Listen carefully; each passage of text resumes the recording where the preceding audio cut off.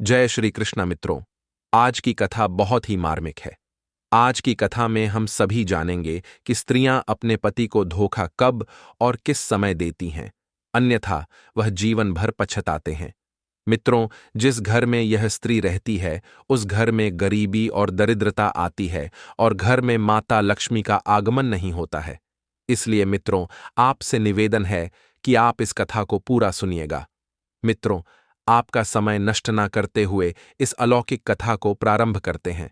बहुत समय पहले की बात है। एक गांव में एक घर के अंदर एक पति और पत्नी रहा करते थे। उन पति और पत्नी के दिलों में बहुत प्रेम था। बहुत समय से वे आपस में मिलजुल कर रहते थे। उन दोनों में आपस में इतना प्रेम था कि दूर दूर तक उनके प्रेम की चर्चाएं हुआ करती थीं। प्रिय मित्रों, एक दिन की बात है। किसी विवाद को लेकर पति और पत्नी में आपस में झगड़ा हो गया। और जब पति और पत्नी में बहुत झगड़ा होने लगा, तब पति कहने लगा, पत्नी, मैं जानता हूं कि संसार में सबसे बड़ा धोखा स्त्री किस समय देती है, किन स्थानों पर देती है और क्यों देती है। इस संसार में सबसे बड़ी पापी और विश्वासघाती स्त्री होती है। इस तरह की बात सुनकर पत्नी कहने लगी, क्या मतलब है? तुम यह कैसे कह सकते हो कि संसार में सबसे बड़ी पापी और विश्वासघाती स्त्री होती है और वह किस समय पर धोखा देती है? यह सरासर झूठ है। स्त्री कभी किसी को धोखा नहीं देती। प्रिय दर्शकों, जब इस तरह से पति और पत्नी में झगड़ा बढ़ता चला गया, बहुत समय तक वे आपस में लड़ते झगड़ते रहे और उनका झगड़ा शांत होने का नाम ही नहीं ले रहा था। उसी समय पर उनके घर के बाहर माता राधा यह सब सुन रही थी। जब उन्होंने यह झगड़ा सुना तो उन्होंने सोचा कि इस समस्या का समाधान निकालने के लिए कुछ करना चाहिए। माता राधा तुरंत भगवान कृष्ण के पास चली गई और उनसे कहने लगी, कृष्ण, मैं काफी समय से देख रही हूं कि उस घर के अंदर पति और पत्नी आपस में एक बात को लेकर झगड़ रहे हैं। अगर यह समस्या हल नहीं हो रही है तो क्यों ना हम इसका उत्तर आपसे पूछें। आखिरकार इस संसार में स्त्री सबसे बड़ा धोखा किस समय देती है और किन किन स्थानों पर देती है, और इस संसार में सबसे बड़ा पापी और विश्वासघाती कौन है? भगवान कृष्ण ने मुस्कुराते हुए कहते हैं कि हे राधे, इस प्रश्न का उत्तर हम आपको एक कथा के माध्यम से देंगे। देवी राधा कहती है कि हे कान्हा, हम यह कथा अवश्य सुनेंगे। आप इस कथा को प्रारंभ करिए। तब श्री कृष्ण कहते हैं कि एक राज्य में एक देवसेन नाम का राजा राज्य करता था। उस राजा के 4 बेटे थे और उसके चारों बेटे बहुत ही ज्यादा बहादुर और बड़े ही प्रतापी थे। लेकिन प्रभु सबसे बड़ा बेटा, जिसका नाम धर्मराज था, वह न केवल प्रतापी था बल्कि दिखने में भी बहुत ही सुंदर था। उसके सबसे बड़े बेटे धर्मराज की पत्नी वसुंधरा थी, जो देखने में बड़ी ही सुंदर और बड़ी ही रूपवान थी। वह अपने आगे किसी दूसरी स्त्री को सुंदर नहीं मानती थी। एक दिन की बात है, राजा देवसेना ने अपने बेटे धर्मराज के लिए किसी बात पर नाराज होकर के अपने राज्य से उसे निकलने का आदेश दे दिया। प्रिय मित्रों, राजा की ऐसी बातों को सुनकर सभी इस बात को लेकर बड़े ही चिंतित हो गए। इधर उसके बाद में फिर धर्मराज अपने महल में आ गया और अपने कमरे में जाकर कि वह बड़ा ही हताश और निराश हो गया। उधर धर्मराज को उदास देखकर धर्मराज की पत्नी ने पूछा, हे स्वामी, आखिर आप इतने हताश निराश क्यों हैं? आखिर तुम्हें कौन सा दुख है राजकुमार? होकर के आखिर आप इतने चिंतित क्यों दिख रहे हैं? तब उसी समय पर धर्मराज सोचने लगा, मैंने बहुत बुरा किया है, और वह अपने मन की सारी बातें अपनी पत्नी वसुंधरा को बताने लगता है। वसुंधरा को सारी बातें बता देता है।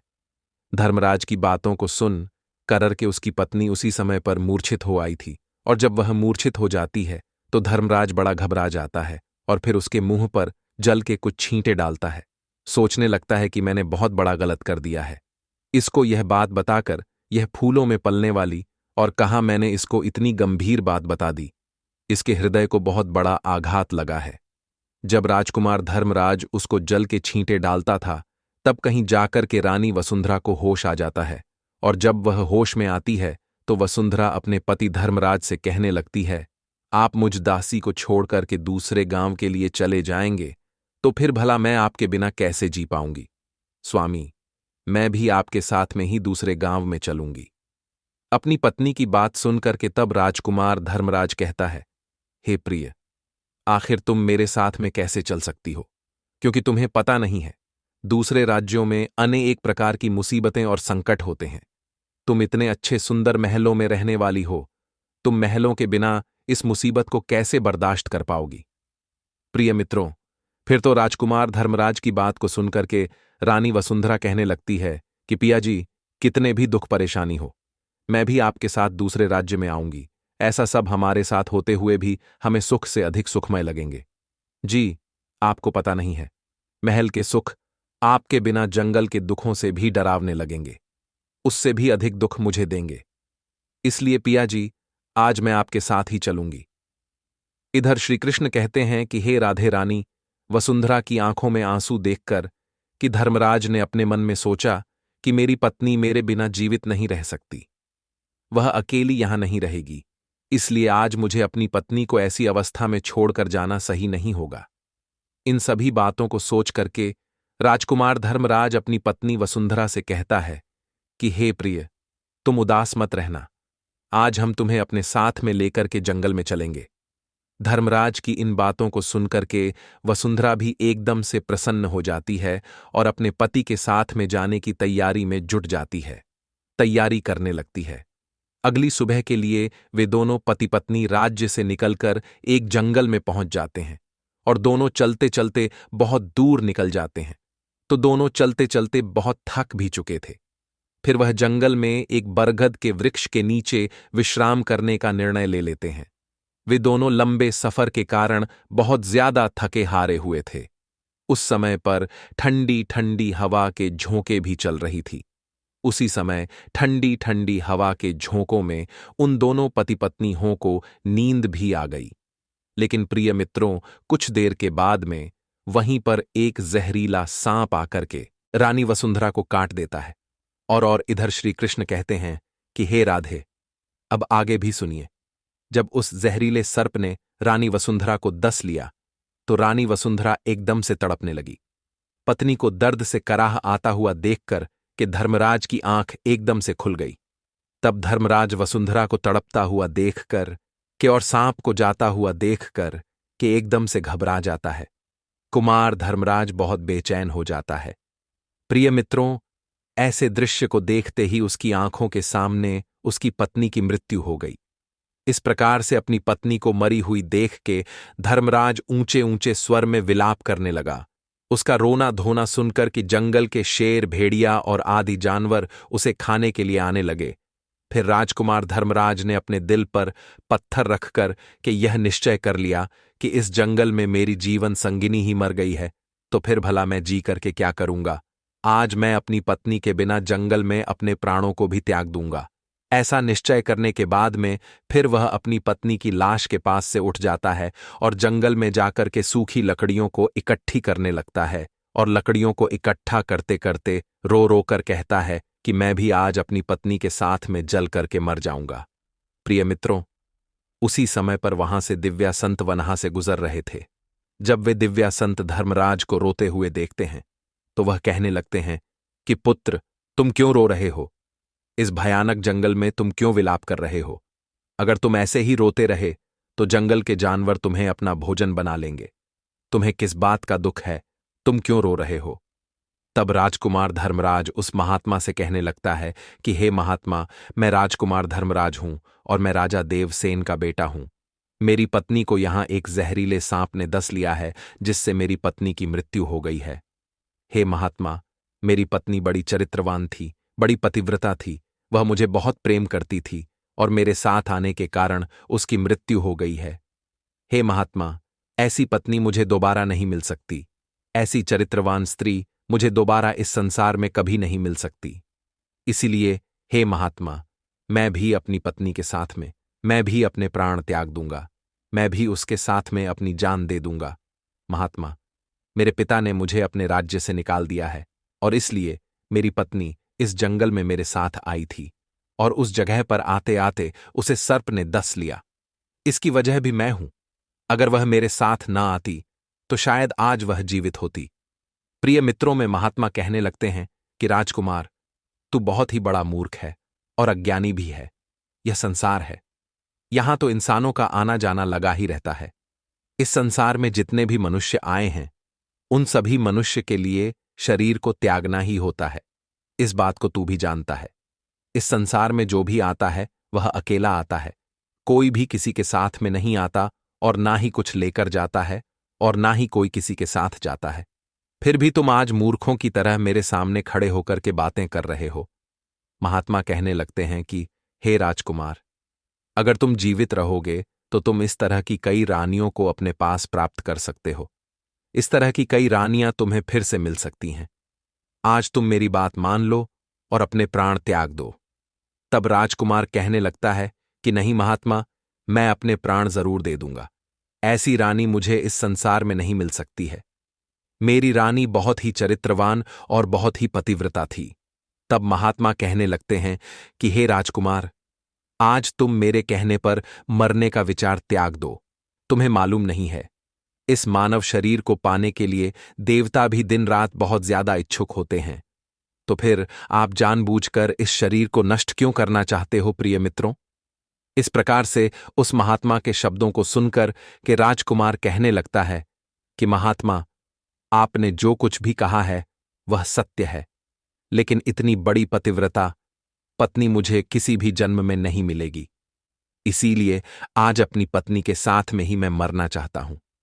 प्रिय मित्रों, फिर उसके बाद में उस महात्मा ने धर्मराज के विचार को सुनकर पूरी तरीके से जान लिया कि यह जीवित नहीं बचेगा। यह राजकुमार अपनी पत्नी के बिना नहीं रह सकता। तब महात्मा धर्मराज से कहने लगे, हे राजकुमार, तेरी पत्नी को जीवित करने का केवल एक ही उपाय है। अब तू मेरी बात को बड़े ध्यान से सुन। यदि तू उपाय को कर सकता है तो तेरी पत्नी भी पहले की तरह ही जीवित हो सकती है।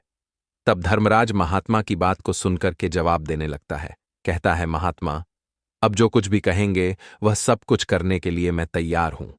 कृपया करके मेरी स्त्री को तुम जीवित कर दो। तब महात्मा ने जवाब दिया कि राजकुमार, तुम्हारी रानी की जो आयु थी वह केवल 20 वर्ष की थी, जो कि इतने लंबे सफर में उसे बिता दिया। इसके बदले तेरी जो उम्र है वह 70 वर्ष की है। इसमें अभी तेरी आयु भी 30 वर्ष बीत चुकी है। तेरे जीवन में भी अभी 40 वर्ष बाकी है, यानी कि तुझे 40 साल और जीने का अवसर है। यदि तुम अपनी पत्नी को आधी उम्र समर्पण कर देता है तो तुम दोनों की उम्र जो है वह एक समान हो जाएगी। यदि तुम इस बात को मान लो, इस बात पर तैयार हो जाओ, तो तुम्हारी पत्नी जल्द ही जीवित हो जाएगी। प्रिय मित्रों, इस तरीके से उस महात्मा की बात को सुनकर कि राजकुमार धर्मराज कहने लगता है कि तुम्हारी बातों को मैं मानने के लिए तैयार हूं। फिर उसके बाद में महात्मा धर्मराज के हाथ में जल देता है और उस जल को रानी के पैरों में डालने के लिए कहता है और कहता है कि तुम संकल्प लो कि मैं अपनी 20 वर्ष आयु में रानी को दान करता हूं। अब श्री कृष्ण कहते हैं कि हे राधे, जैसे ही राजकुमार धर्मराज ने यह संकल्प लिया कि वह अपनी 20 वर्ष आयु अपनी पत्नी वसुंधरा को दान कर रहा है, उसी वक्त दिव्या संत कहने लगते हैं कि हे राजकुमार, पहले मेरी एक बात को बड़े ध्यान के साथ में समझ लो। इसमें तुम्हें गुप्त रहस्य ही मिलेगा जिसे समझना तुम्हें बहुत जरूरी है। अभी तो तुझे अपनी पत्नी की आवश्यकता है, तुम जल को डालकर उसे बचा सकते हो, लेकिन भविष्य में यदि तुम्हें अपनी पत्नी की आवश्यकता नहीं पड़ती है तो अभी कुछ नहीं बिगड़ा है। तुम अपने संकल्प को वापस ले सकते हो, और जब तुम उस संकल्प को वापस ले लेते हो तो उसी क्षण से तुम्हारी पत्नी की मौत हो जाएगी। उसी क्षण इसकी मृत्यु निश्चित है। परंतु राजकुमार, एक बात को तुम हमेशा याद रखना, इस संकल्प को वापस लेने की बात अपनी रानी से कभी मत कहना, नहीं तो तुम अपने संकल्प को वापस नहीं ले सकोगे। वे महात्मा कहते हैं कि हमेशा याद रखना, मनुष्य को जीवन में कुछ बातें छुपा के रखनी चाहिए, क्योंकि कभी कभी यह बातें कुछ काम आ सकती हैं। प्रिय मित्रों, फिर तो ऐसा कहकर राजकुमार धर्मराज ने अपनी पत्नी को 20 वर्ष आयुदंड दे दी। राजकुमारी वसुंधरा वहां पर उठकर बैठ खड़ी हो गई। उधर वह महात्मा वहां से अदृश्य हो गए। उसी क्षण राजकुमार धर्मराज अपनी पत्नी से कहता है कि हे प्रिय, आप तो सो गई थीं, मैंने आपको नहीं जगाया। फिर उसके बाद धर्मराज अपनी पत्नी से कहने लगा, तुम बहुत ज्यादा थकी हारी हुई थी, इसलिए मैंने तुम्हें नहीं जगाया। इधर श्री कृष्ण कहते हैं कि हे राधे, इस प्रकार से राजकुमार धर्मराज ने अपनी पत्नी से यह सारी बातें छुपा लीं कि सांप तुम्हें काट लिया था और तुम मर गई थी। इन बातों को धर्मराज ने अपनी पत्नी से गुप्त ही रखा। इधर श्री कृष्ण कहते हैं कि फिर वहां से धर्मराज अपनी पत्नी को लेकर के आगे बढ़ जाता है और कई दिनों के बाद उसने बहुत ही सुंदर स्थान को देखा। वहां पर एक फकीर की कुटिया बनी हुई थी, वहां पर वह पहुंच गए तो वहां पर उन्होंने देखा कि एक सुंदर सा फकीर वहां पर नृत्य कर रहा था और इधर दोनों पति पत्नी बहुत ज्यादा थके हारे हुए थे, इसलिए वे दोनों उस फकीर के पास में जाकर के बैठ गए।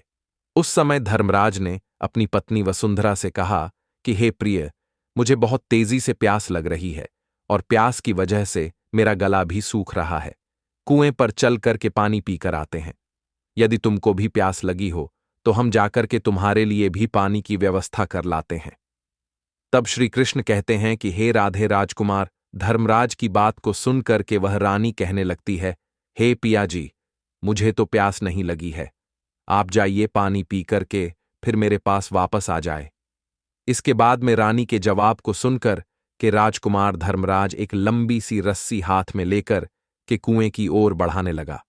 इधर राजकुमार धर्मराज कुएं पर पानी पीने के लिए पहुंच गया तो उसी समय पर क्या हुआ, राजकुमारी वसुंधरा उस फकीर की तरफ देख रही थी। इधर वसुंधरा उस फकीर की सुंदरता को देखकर कि उस पर मोहित हो जाती है, अर्थात वह उसको पूरी तरीके से दिल दे बैठी। अब राजकुमारी वस उस फकीर से कहती है कि हे फकीर, आप तो यहां पर बड़ी खुशी से रहते हैं, बड़ी मौज से रहते हैं। तब वह फकीर कहने लगता है कि हे राजकुमारी, तुम भी यहां पर मेरे साथ बड़ी मौज से रह सकती हो। तब राजकुमारी वसुंधरा कहने लगती है कि मैं रहना तो चाहती हूं, लेकिन मेरे साथ में मेरा पति है, मैं तुम्हारे साथ में कैसे रह सकती हूं। प्रिय मित्रों, रानी की ऐसी बात सुनकर के वह फकीर समझ जाता है कि रानी उस पर आसक्त हो बैठी है। तब वह फकीर रानी वसुंधरा के साथ में प्रेम लीला करने लगता है। तो उसी समय पर फकीर ने रानी से कहा कि आज मैं तुम्हें एक ऐसा उपाय बताता हूं। तुम्हारा पति इस कुएं पर पानी पीने के लिए गया है, तुम अपने पति को जाकर के उसी कुएं में धकेल देना, इसके बाद में जो भी होगा हम उसे देखेंगे। इधर श्री कृष्ण कहते हैं कि हे राधे, फिर तो वह फकीर की बात सुन करर के वसुंधरा ने कहा, ठीक है, मैं ऐसा ही करूंगी प्रिय मित्रों। अब इतनी ही देर में राजकुमार धर्मराज ने पानी पीक के अपनी पत्नी के पास में आ गया तो उसी क्षण राजकुमारी वसुंधरा भी कहने लगी कि जी, मुझे भी बहुत तेजी से प्यास लग रही है, प्यास की वजह से मेरा भी गला सूख रहा है, तुमको वापस चलकर मुझे पानी पिलाना होगा। तो उसी वक्त पत्नी की बात को सुनकर के राजकुमार धर्मराज कहने लगा कि पिया, मैंने तुमसे जाने से पहले ही पूछा था और तुमने पानी पीने को मना कर दिया था। यदि तुम्हें प्यास लगी है तो मैं अभी कुएं पर जाकर के तुम्हारे लिए पानी का प्रबंध करके आता हूं। पत्नी ने इतनी बातचीत करने के बाद में धर्मराज कुएं पर पानी लेने के लिए चला गया। तब रानी भी उसके साथ में पीछे पीछे चल दी और कहने लगी, अब मैं यहां पर बैठकर क्या करूंगी, मैं भी तुम्हारे साथ पीछे पीछे चलती हूं। प्रिय मित्रों, श्री कृष्ण कहते हैं कि हे राधे राजकुमार, धर्मराज जो था वह अपनी पत्नी के प्रेम में बहुत बुरी तरह पागल था। मित्र को देवता भी नहीं समझ पाए तो आखिर मानव क्या चीज है। स्त्रियों के जाल में अच्छे से अच्छे बड़े से बड़े बुद्धिमान भी फंस जाते हैं। अब राजकुमार धर्मराज कुएं पर जाकर के पानी भरने के लिए बाल्टी नीचे डालता है तो उसी क्षण राजकुमारी वसुंधरा ने अपने पति धर्मराज को धक्का मार दिया और उसे कुएं में धकेल दिया और ऐसा करने बाद में खुद लौट कर करके उस फकीर के पास में पहुंच जाती है और वह फकीर उस रानी को अपने साथ में लेकर के एक राज्य में जाकर के रहने लगता है। वहां पर वह दोनों ही बड़ी हंसी खुशी के साथ में प्रेम पूर्वक रहने लगते हैं। उस फकीर ने उस रानी वसुंधरा को बहुत ही अच्छा सा नृत्य करना सिखा दिया। अब तो वह रानी जो थी बहुत ही बड़ी नृत्यांगना बन गई है, नगर में नाचने के मामले में सबसे ज्यादा प्रसिद्ध हो गई। इस तरीके से रानी के नृत्य रूप के कारण उस फकीर के पास में लाखों करोड़ों रुपए बन गए हैं। आप तो रानी जो थी उस फकीर के पास में बड़ी ऐशो आराम से मस्ती के साथ में रहने लगी।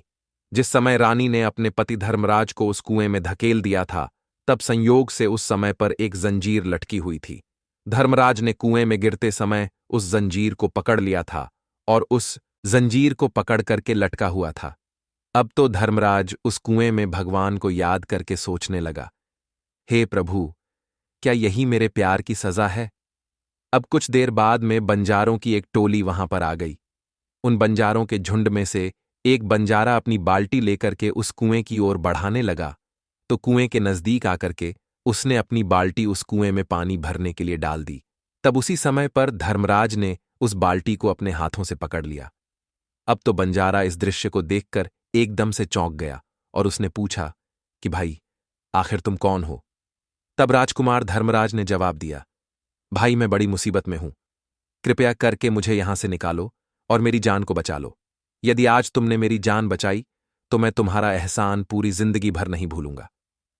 प्रिय मित्रों, अब तो ऐसा कहकर के राजकुमार धर्मराज उस बंजारे से प्रार्थना करने लगा, किंतु राजकुमार धर्मराज की इस दुख और पीड़ा को देख करके उस बंजारा के मन में दया आ जाती है और वह सोने लगा कि इंसान ही इंसान के काम है। और उसने धर्मराज को उस कुएं से बाहर निकाल लिया और पूछा कि हे भाई, आखिर तुम कौन हो? आखिर तुम उस कुएं में कैसे गिर गए? मुझे अपना वृतांत बताओ। तब धर्मराज ने जवाब दिया, हे भाई, मैं किस मुंह से अपना हाल आपको बताऊं? जो घटनाएं और मुसीबतें मेरे साथ में घटी हैं, भगवान ना करें इस प्रकार की मुसीबतें फिर किसी के साथ में घटे। फिर धर्मराज ने जवाब दिया, है भाई, यदि तुम मुझसे इन बातों को जानना ही चाहते हो, मेरी परेशानी को जानना ही चाहते हो, तो सुनो, मैं आपको अपना कथन सुनाता हूं, अपनी आपत्ति आपको सुनाता हूं। मैं एक राजकुमार हूं। मेरे पिता ने किसी कारण से मुझे अपने राज्य से निकाल दिया है, इसलिए मैं अपनी धर्मपत्नी के साथ में इस जंगल में पहुंच गया और मेरी पत्नी और मैं एक दूसरे से बहुत ज्यादा प्रेम करते थे। तब उसी समय पर जंगल में एक सांप मेरी पत्नी को काट लिया था। इससे मेरी पत्नी की मृत्यु हो चुकी थी। मैं उस जंगल में अपनी पत्नी के साथ अपने प्राणों को भी त्यागने जा रहा था। तब एक महात्मा ने मुझ पर दया की और मेरी 40 वर्ष की आयु में से 20 वर्ष मेरी पत्नी को दान देकर के उसे जीवित कर दिया। फिर हम वहां से आगे के लिए बढ़ गए। अब कुछ दिनों के बाद में हम एक स्थान पर पहुंच गए जहां पर एक फकीर की झोपड़ी थी। वहां पर मुझे बहुत तेज प्यास लगी। मैं पानी पीने के लिए कुएं पर चला गया। जब मैं वापस आया तो मेरी पत्नी ने कहा कि उसे भी प्यास लगी है और मुझे भी साथ लेकर के कुएं पर पानी पिलाओ। और इसी तरीके से तय करके मेरी पत्नी मेरे साथ साथ उस कुएं पर पहुंची। मैं उस कुएं से पानी निकाल रहा था तो मेरी पत्नी ने मुझे पीछे से धक्का दे दिया। कुएं में लटकती हुई जंजीर मेरे हाथों में आ गई, जिससे मैं कुएं में डूबने से बच गया। और फिर जब आप आ गए तो मैंने आपको आवाज दी, जिसके बाद आपने मुझे कुएं से निकाल लिया और मेरे प्राणों की रक्षा की। प्रिय मित्रों, श्री कृष्णा कहते हैं कि हे राधे, इस प्रकार से राजकुमार धर्मराज ने बड़े उदास मन से अपनी आपत्ति उस बंजारे को सुना दिया। और फिर अपना कथन सुनाने के बाद में राजकुमार धर्मराज एकदम से चुप हो गया। उधर उस बंजारे ने राजकुमार धर्मराज को उन बातों को सुनाया और अपनी रानी की करतूतों को सुना करके बड़ा ही निराश हुआ और कहने लगा, राजकुमार, किसी ने सच कहा है, स्त्रियों के त्रिया चरित्र को भगवान भी नहीं समझ पाए तो आखिर मनुष्य यह कैसे समझ सकता है। स्त्रियों का चक्रव्यूह भी कुछ ऐसा ही होता है जिसमें फंस कर करके मनुष्य कुछ भी नहीं कर पाता है, वह बर्बाद हो जाता है। ऐसा कहने के बाद में उस बंजारे ने धर्मराज के सर पर हाथ घुमाया और कहने लगा, हे भाई, तुम चिंता मत करो, भगवान बड़े ही दयालु होते हैं, वे तुम्हारी सहायता जरूर ही करेंगे। उस बंजारे ने कहा कि मित्र, अगर तुम चाहो तो हमारे झुंड में हमारे साथ रह सकते हो। तब बंजारे की बात को सुनकर के धर्मराज उस बंजारे के साथ में ही रहने के लिए सहमत हो गया। फिर उन बंजारे की सहायता से वह राजकुमार जो था उसी राज्य में जा पहुंचा जहां पर उसकी पत्नी वसुंधरा और वह फकीर रह रहा था। उस राज्य को देख के धर्मराज बंजारे से कहने लगा, हे भाई, मेरी इच्छा है कि मैं कुछ दिन इस राज्य में रहना चाहता हूं। तब बंजारे ने जवाब दिया, मित्र, तुम जैसा चाहो वैसे ही रह सकते हो, मुझे कोई परेशानी नहीं है। फिर उसके बाद में राजकुमार धर्मराज भूखा था, उस बंजारे से आज्ञा लेकर के राज्य में घूमने के लिए आया और काम की तलाश करने लगा। कुछ दिनों बाद राजकुमार की मेहनत और परिश्रम को देख करके उस राज्य के बड़े व्यापारी ने अपने यहां पर उसे नौकरी पर रख लिया। इस तरीके से राजकुमार धर्मराज उस व्यापारी के यहां पर काम करना शुरू कर दिया और बड़ी मेहनत और लगन के साथ में अपने कर्तव्यों का निर्वहन करना शुरू कर दिया।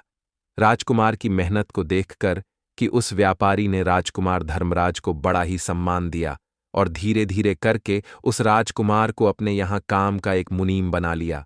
अब श्री कृष्ण कहते हैं कि हे राधे, अब इस प्रकार से राजकुमार धर्मराज के दिन बड़े हंसी खुशी के साथ में कटने लगे। अब एक दिन उसी नगर के राजा के यहाँ पर राजकुमार धर्मराज की जो पत्नी थी, वह नृत्य कला का वहां पर प्रदर्शन करने के लिए प्रस्तुत हो रही थी। प्रिय मित्रों को, जब राजा के यहाँ पर राजकुमारी वसुंधरा का नृत्य होने वाला था, तब राजा ने उसे शहर के सभी बड़े से बड़े व्यापारी अपने यहाँ पर नृत्य देखने के लिए निमंत्रण दिया था। प्रिय मित्रों, राजकुमारी वसुंधरा के नृत्य की प्रशंसा उस पूरे नगर में हो रही थी। पूरे राज्य में वह सबसे बड़ी नर्तकी और सबसे प्रसिद्ध भी बन चुकी थी।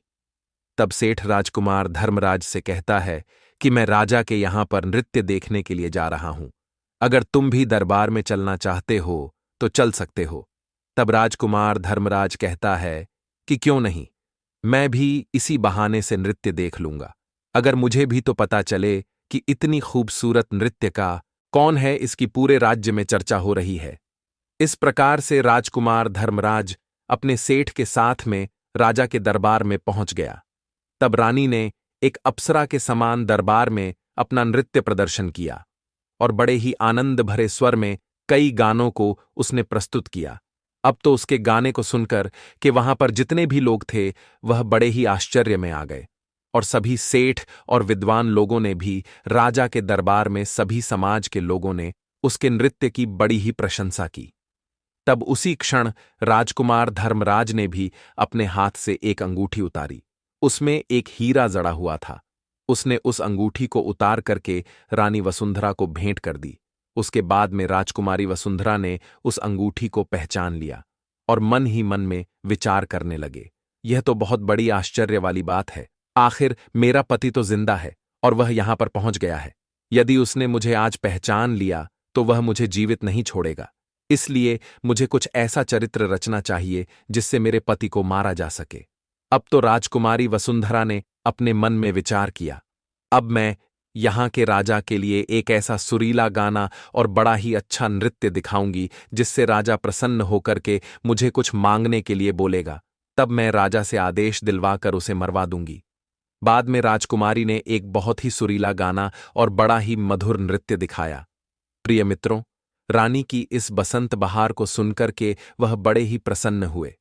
अब तो वसुंधरा से राजा कहने लगे, हे नृत्यांगना, मैं तुम्हारे इस नृत्य को देख के बड़ा ही प्रसन्न हूं। आखिर तुम मुझसे क्या मांगना चाहती हो? तब राजकुमारी वसुंधरा ने कहा कि राजा साहब, यदि आप मुझसे प्रसन्न हो तो सबसे पहले मुझे एक वचन दीजिए जो मैं आपसे मांगूंगी, आप मुझे वही देंगे। वसुंधरा ने जवाब दिया, इस सभा में मेरा एक शत्रु है, कृपया करके महाराज उसको फांसी की सजा दे दीजिए। तब राजा ने कहा, तो उस चोर को बुलाकर कि मेरे सामने लाओ। तब उस रानी ने राजकुमार धर्मराज का हाथ पकड़ा और उसे बुलाकर के राजा के सामने खड़ा कर दिया। उसी क्षण राजा ने अपने सैनिकों को आदेश दिया कि तुरंत ही इस चोर को ले जाओ और इस चोर को फांसी पर चढ़ा दो। प्रिय मित्रों, इसी बीच में धर्मराज का जो सेठ था वह भी वहां पर पहुंच गया। दौड़ता हुआ धर्मराज के पास में गया और उससे पूछा कि आखिर तुमने इस नाचने वाली का क्या चुराया है, जिसकी वजह से वह तुम्हें अपना शत्रु बता रही है और वह तुम्हें मरवाना चाहती है। तब राजकुमार धर्मराज ने अपने सेठ को कहा कि हे सेठ, मैंने उसका कुछ नहीं चुराया है, बस इस राजा को अब इतना समझा दो कि मुझे सजा देने के पहले मेरी दो बातों को गौर से सुन ले, हो सकता है मेरी जान बच जाए। अब तो धर्मराज का मालिक इन बातों को सुनकर के अपने साथी व्यापारियों से इस विषय में कुछ चर्चा करने लगा। उस सेठ ने कहा कि मित्रों, या तो राजा न्याय करें या फिर हम सभी शहर को छोड़ करके इस शहर से कहीं और चले जाएंगे। इस प्रकार से सभी व्यापारी इकट्ठे होकर के राजा के पास में पहुंच गए और राजा से जाकर कहने लगे, हे राजन, हमारा मुनीम जो है वह एक निर्दोष है और आपने उसे मरवाने का आदेश दे दिया है। वह आपसे कुछ दो बातें कहना चाहता है। यदि इन बातों को सुनने के बाद में आपको उस पर कोई अपराध लगे तो आप उसे मरवाना चाहे तो आप उसे मरवा सकते हो। उसके मरने के पहले उसकी दो बातों को आप जरूर सुनिए। प्रिय मित्रों, फिर राजा ने व्यापारियों की बात सुनक के कहा, ठीक है। तब राजा ने धर्मराज को बुला करके अपने सामने खड़ा कर दिया। तब राजा ने जवाब दिया, तुम जो भी कहना चाहते हो वह तुम खुलकर कहो। तब उसी समय राजकुमार धर्मराज ने जवाब दिया कि हाँ राज, आखिर मैंने कौन सा अपराध किया है जिस कारण आपने मेरी हत्या करवाने के लिए अपने सैनिक को आदेश दे दिया? फिर राजकुमार धर्मराज की बात को सुनकर के राजा कहते हैं कि तुम उस नृत्यांगना के चोर हो, तुम उसके शत्रु हो। तो धर्मराज ने जवाब दिया, नहीं महाराज, मैं इस स्त्री का पति हूं जो मुझे कुएं में धकेल कर इस फकीर के साथ में यहां पर भागकर चली आई है। अब तो राजकुमारी वसुंधरा ने समझ लिया कि अब तो बात बिगड़ रही है। तब राजकुमारी वसुंधरा जो थी राजा से कहती है कि हे महाराज, मैं चरित्रहीन नहीं हूं, मैं कुल्लटा नहीं हूं, यह बिल्कुल झूठ बोल रहा है। आखिर कौन है यह? मैं तो इसे जानती भी नहीं हूं, यह तो मेरा चोर है। मैं तो सिर्फ इतना ही जानती हूं कि यह मेरा शत्रु है। फिर राजकुमार धर्मराज ने जवाब दिया कि महाराज, ठीक है, यदि यह मेरी पत्नी नहीं है तो वह सब कुछ जो मैंने रास्ते में दिया था वह मेरी अमानत के रूप में इस स्त्री से मुझे वापस दिलवा दो। फिर धर्मराज वसुंधरा की तरफ देखने लगा। तब राजकुमार धर्मराज ने अपनी अमानत को वापस लेने की बात की तो राजकुमारी वसुंधरा ने इसे बड़े सहज स्वभाव से स्वीकार कर लिया। तब धर्मराज ने जवाब दिया, अच्छा, अब तुम अपने हाथों में गंगा जल लो। अब तुम्हारा न्याय इसी सभा में होगा और सभी के सामने होगा। तब राजकुमारी वसुंधरा ने जल डाल करके जमीन पर रखा और कहा कि वही वस्तु जो रास्ते में मुझे दी गई थी, मैं इसे आज से वापस कर रही हूं। तब उसी क्षण राजकुमार धर्मराज ने अपने हाथों में जल लेकर के यह बात कहा कि मैंने रास्ते में जो कुछ भी चीज अपनी रानी को दिया था वह मैं वापस ले रहा हूं, और हाथों में गंगा जल ले लिया।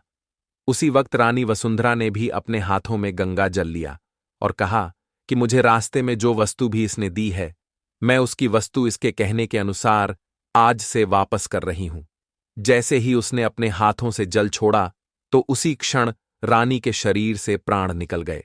अब श्री कृष्ण कहते हैं कि हे राधे, इस दृश्य को देख करके वहां के लोग जो कि एकदम से आश्चर्यचकित हो गए, राजा के लिए भी यह बात बड़ी ही चिंता का विषय बन गई। तब राजा धर्मराज से कहने लगा, आखिर यह क्या हो गया? मुझे सच्चाई बताइए, सच्चाई क्या है? तब उसी क्षण राजकुमार धर्मराज अपनी कहानी सुनाने लगा। अपने जीवन की सभी घटनाओं को क्रम से बताते हुए उसके राज्य से निकाले जाने से लेकर अब तक की भी घटनाओं को उसने सुना दिया, और राजा ने भी बड़े ध्यान के साथ में सुना।